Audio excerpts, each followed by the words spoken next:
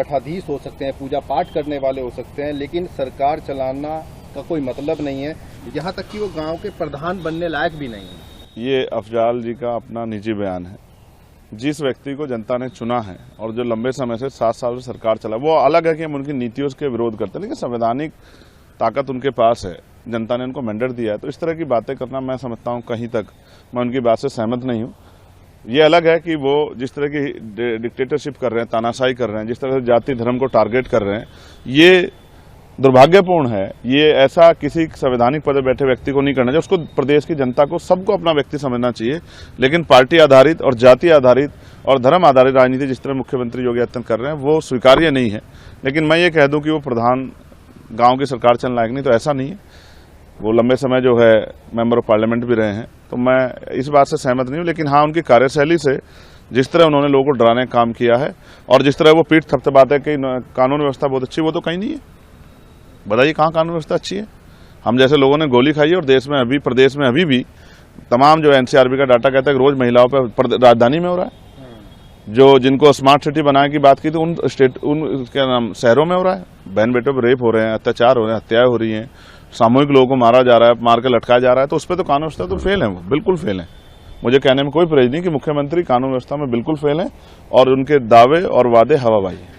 कर्नाटक सरकार ने एक फैसला लिया है कि बिना परमिशन के अब सीबीआई जांच नहीं कर पाएगी और इस तरह की चीजें नहीं हो पाएगी। लगातार जिस तरह से सेंटर ने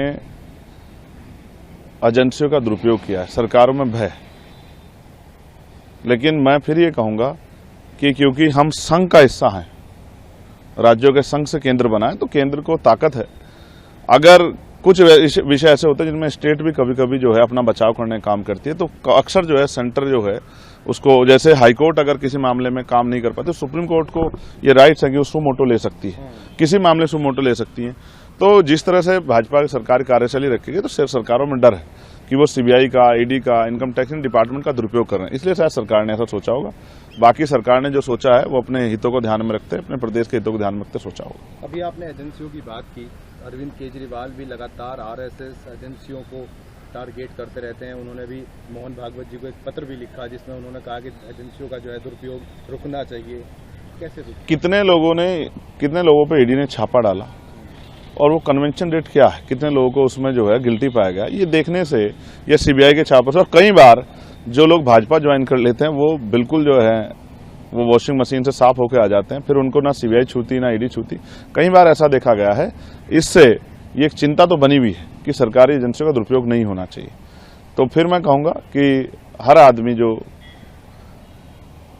जिम्मेदार है संवैधानिक पदों पर, उनकी गरिमाएं होती हैं और उनको अगर कुछ महसूस होता है, वो कहते हैं, तो उसके पीछे कोई ना कोई कारण रहता है। ये सिर्फ इसी सरकार का हाल नहीं, पिछली सरकारों ने भी बहुत सारे नेताओं पे सीबीआई लगा के जो है और उनको जो है जबरदस्ती उनसे मत अपने खेमे में लेने का प्रयास किया है। ऐसा उदाहरण हमने जो है ये एनडीए से पहली सरकारों में भी देखा है, जब मैंने देखा कि उत्तर प्रदेश में बीएसपी और समाजवादी को बिना शर्त समर्थन करना पड़ा। ये यूपी की सरकारों में भी हमने देखा है। तो एजेंसियों का दुरुपयोग किसी छिपा हुआ नहीं, जो पावर में होता है एजेंसियों का दुरुपयोग करता है। और जब ये विपक्ष था तो ये आरोप लगाता था, अब दूसरा विपक्ष है। और मैं तो कहता हूं दोनों ही सरकारों को, जब यूपी की रही हो एनडीए की, किसी को भी सरकारी मशीनरी का दुरुपयोग नहीं करना चाहिए।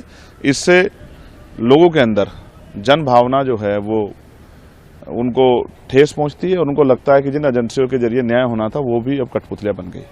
उत्तर प्रदेश की तरह ही हिमाचल के अंदर भी जो दुकानें हैं उनके ऊपर नाम लिखने का एक ऑर्डर जारी हुआ था, जिसे अब वहां की हिमाचल सरकार ने वापस ले लिया है।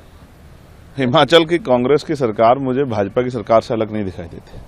जिस तरह की उनकी कार्यशैली और जिस तरह से वहां मुसलमानों पे जानबूझ के जो है उनको परेशान किया जा रहा है, उनके धार्मिक स्थलों को कुचला जा रहा है, तो कई बार ऐसा लगता है कि हिमाचल कांग्रेस या उनकी सोच जो है वो भारतीय जनता पार्टी से मिलती जुलती है। उन्होंने ऐसा फैसला लिया क्यों और फिर उसको वापस लिया क्यों? ये कंट्रोवर्सी क्रिएट करने का काम किया है। जो भाजपा चाहती है कि ये पोलराइजेशन हिंदू मुसलमान की राजनीति चलती रहे, उसी का एक हिस्सा जो है मुझे ऐसा लगता है कि वहाँ की गवर्नमेंट बन रही है। मैं इन दोनों बातों से सहमत नहीं हूँ। मैं चाहता हूँ कि संवैधानिक मर्यादाओं के अंदर रह के सब लोग किसी जाति धर्म के हों, उनको धार्मिक जो है अपनी पूजा प्रार्थना करने का भी अधिकार होना चाहिए, धार्मिक स्थलों पर जाने का अधिकार भी होना चाहिए और साथ साथ धार्मिक आयोजन करने का अधिकार भी होना चाहिए। लेकिन वो कोई भी धर्म हो, वो संवैधानिक मर्यादा के अंदर रहना चाहिए, उससे किसी दूसरे को व्यक्ति को परेशानी नहीं होनी चाहिए, चाहे ये करने वाले किसी भी धर्म के लोग हों। तो मेरा मानना यह है कि इससे आम जनता को या किसी भी दूसरे धर्म के व्यक्ति को ठेस नहीं पहुंचनी चाहिए, इसका ध्यान सभी को रखना चाहिए। और हम सब लोग भारतीय हैं। भारत जो है सिर्फ दीवारों से मिलकर नहीं बना, भारत जो है दिलों से मिलकर बहुत सारी बलिदान देकर देश बना है। अंग्रेजों से आज़ादी एक दिन में नहीं आई, लाखों लोगों की कुर्बानियां हैं देश के साथ। तो उनकी भावनाओं को भी समझना पड़ेगा कि उन्होंने आज़ादी क्यों चाहिए थी। अगर आज भी आज़ादी जैसा अवसर नहीं मिल रहा है या आज़ादी जैसा माहौल नहीं, तो ये हम सबके लिए चिंता का विषय है। सरकारों को संज्ञान लेना चाहिए और अपने देश के और प्रदेश के अंतिम व्यक्ति की भावनाओं का ख्याल रखना चाहिए, यही सरकार की ड्यूटी है। चंद्रशेखर जी, लास्ट सवाल मेरा है, हरियाणा के अंदर चुनाव चल रहे हैं, आप वहाँ पर लगातार जा रहे हैं, किस तरह की स्थिति देख रहे हैं आप, क्या फिलहाल वहाँ पर? देखिए, मैं भविष्यवाणी तो नहीं करता हूँ, लेकिन आजाद समाज पार्टी जेजेपी गठबंधन बहुत मजबूती से लड़ रहा है। सेंटर के दोनों पार्टियों को रिजेक्ट जनता ने किया है, क्योंकि 10 साल कांग्रेस के देखे, 10 साल बीजेपी के देखे, और दोनों ही सरकारों में आम जनमानस, चाहे किसान हो या नौजवान हो या महिला, सब लोग परेशान रहे। और लेबर का तो हाल बहुत बुरा है, कई जगह से जाके बाहर रोजगार करने की कोशिश करें, जबकि हरियाणा धीरे धीरे असमर्थ हो रहा है, क्योंकि वहाँ समर्थ प्रदेश इसलिए हो रहा है क्योंकि किसान जो है वहाँ जो एक जो है पैरेलल इकोनॉमी, किसान जो है जो गांव से चलती है, वो एक उसका बहुत बड़ा योगदान है। इसके लिए मैं किसानों का धन्यवाद करूंगा, और किसानों को एमएसपी की गारंटी मिले और न्यूनतम वेतन निर्धारित हो गया, ये लागू हो। इसलिए हम लोग लगातार प्रयास कर रहे हैं कि सरकार जनता की समस्या को सुने और किसान कमेरों को और नौजवानों को, महिलाओं को जो उनकी समस्या, उन पर ठोस कार्रवाई हो और जनहित के मुद्दों पर राजनीति हो, ना कि धर्म के मुद्दों पर राजनीति। आप लोगों ने एक बात उठाई थी कि न्यूनतम जो मजदूरी दर है वो बढ़नी चाहिए, उसको लेकर आपने कई बार संसद में भी ये बात उठाई। आज वो जो 1 अक्टूबर से जो है बढ़ने जा रही है, क्या आप कहेंगे, किस तरह से देखते हैं? देखिए, मैंने 29 जुलाई को पार्लियामेंट में मांग उठाई थी, क्योंकि हम ग्रामीण पृष्ठभूमि से आते हैं, तो जो जनता की समस्या है वो हम पे आसानी से आती। 300-400 रुपए की जो दैनिक मजदूरी महिलाओं को, पुरुषों को मिलती है, उसमें घर का सम्मान से जीवन जो है व्यापन करना आसान नहीं। इसलिए मैंने पार्लियामेंट में आवाज उठाई थी कि 700 रुपये न्यूनतम वेतन होना चाहिए। और सरकार ने अब हमारी मांग को कंसिडर करते हुए, क्योंकि एक बहुत बड़ा आंदोलन भी हमने दिल्ली में किया था और सरकार ये समझती है कि ये मांग नीचे तक जा रही है, लगातार मैं इस पर मांग उठा रहा था, तो सरकार ने न्यूनतम वेज जो है कल निर्धारित किया, उसमें बदलाव किया है और लगभग 783 रुपये जो है अनस्किल्ड जो है जो लेबर है उनके लिए 783 रुपये न्यूनतम वेतन किया है। मैं सरकार ने ये अच्छा कदम उठाया है, लेकिन मैं समझता हूँ ये तभी सरकार का धन्यवाद इसमें हम लोग कर पाएंगे जब सरकार इसको सख्ती से लागू कराए, प्राइवेट सेक्टर में भी, क्योंकि वहाँ पे भी कर्मचारी काम करते हैं, और सफाई कर्मचारी जो है जो ठेकेदारी 7,000, 10,000, 11,000 पे जो है मजबूरी में गटर में उतरना पड़ता है वहाँ भी, और साथ साथ जो आशा, आंगनबाड़ी, भोजन माता, ग्राम सेवक और तमाम तरह से जो है अनऑर्गेनाइज सेक्टर जो है प्राइवेट सेक्टर, उसमें भी इसको लागू कराए। सख्ती से कानून बनाना और उसको लागू ना कराना, तो कानून बनाने का कोई फायदा नहीं होता। तो ये लागू हो और इसका लाभ आम आदमी को मिले। लगातार हम इस मांग को उठा रहे थे। खेतों में जो लोग मजदूरी करते हैं, मैं जब गया देहात में, मैंने इसलिए उठाई कि मुझे उन्होंने बताया कि 250 रुपये में काम करना पड़ता है, 200 रुपये में काम करना पड़ता है, 8 घंटे, जबकि कॉन्स्टिट्यूशन तो ये कहता है समान काम समान वेतन।